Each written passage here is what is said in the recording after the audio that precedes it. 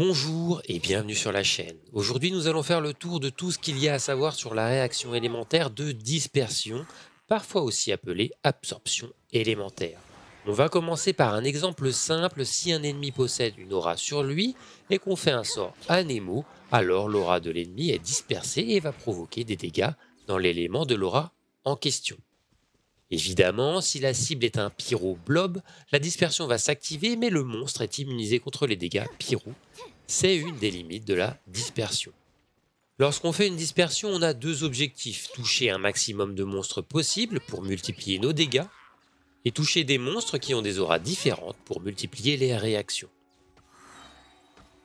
On pourrait s'arrêter là dans la description de la dispersion parce que ça paraît hyper simple, mais maintenant on va s'attaquer aux dégâts que font ces réactions. Déjà, il faut savoir qu'il n'y a jamais de coût critique. Les dégâts des réactions ont un montant fixe qui dépend du niveau du personnage et de sa maîtrise élémentaire. Le niveau de l'aptitude et le taux d'attaque n'ont aucun intérêt, aucune influence. Par ailleurs, il y a habituellement une réduction des dégâts en fonction des niveaux des monstres qu'on affronte. Ce n'est pas le cas avec les réactions. Quel que soit le niveau du monstre qu'on affronte, on fera toujours les mêmes dégâts. Par contre, il y a quand même une chose à prendre en compte, c'est la résistance élémentaire. Pour une dispersion qui fait des dégâts dans un élément précis, la résistance est intuitive. Un pyroblob est immunisé aux dégâts pyro, et la fleur pyro réduit considérablement les dégâts pyro. Par contre, il y a aussi des résistances qui s'appliquent aux réactions. Les dégâts de la surcharge sont réduits s'il y a une résistance pyro, les dégâts de la supraconduction sont réduits s'il y a une résistance électro, et les dégâts de l'électrocution sont réduits s'il y a une résistance hydro. Sans oublier le brise-glace, lui aussi moins efficace contre les ennemis à résistance physique. Tous les personnages du jeu font exactement les mêmes dégâts en réaction élémentaire, mais certains apportent des avantages parce qu'ils ont des compétences ou des constellations qui viennent réduire la résistance des ennemis. Par exemple, Xianling réduit la résistance pyro de 15% et Xingqiu réduit la résistance hydro de 15%. Certains personnages, comme Xianling ou Kazuha, augmentent leur maîtrise élémentaire directement en montant en niveau.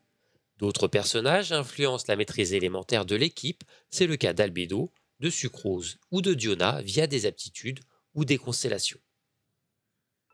Enfin, dernière chose à prendre en compte dans les réactions élémentaires, c'est l'influence des sets.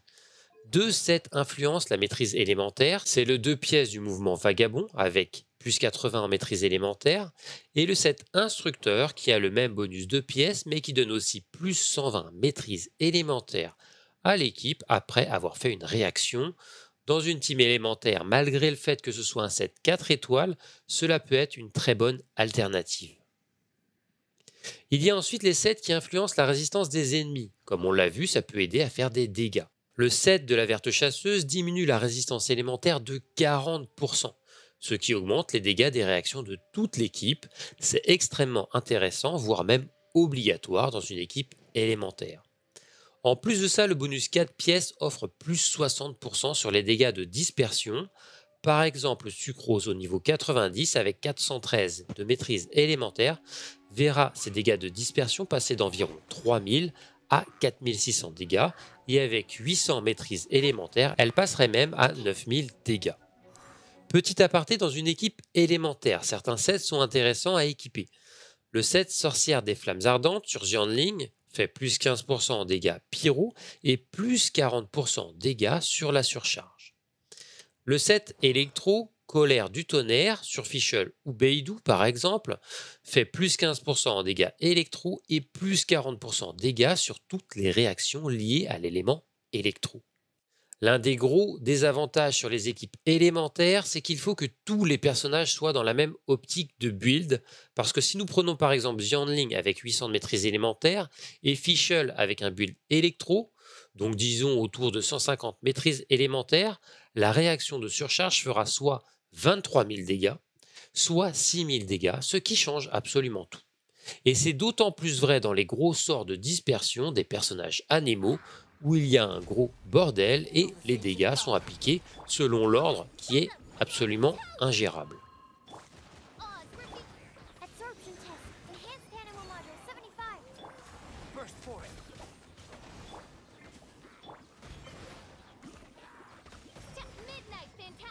À titre d'information, avec un build maîtrise élémentaire, Sucrose ou Venti peuvent faire environ 20 000 dégâts sur une surcharge, plus 20 000 dégâts de zone pyro, et environ 11 000 dégâts sur une électrocution, soit 33 000 dégâts avec les 2 pulsations supplémentaires, et là aussi avec une propagation des dégâts aux cibles proches, hydro.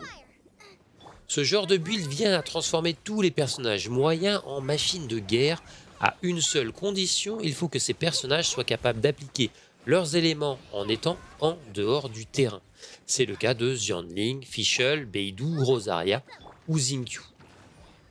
J'espère que ce guide aura été clair et vous donne toutes les informations nécessaires pour appréhender correctement vos personnages à Nemo. Je vous souhaite à tous un bon jeu et à bientôt.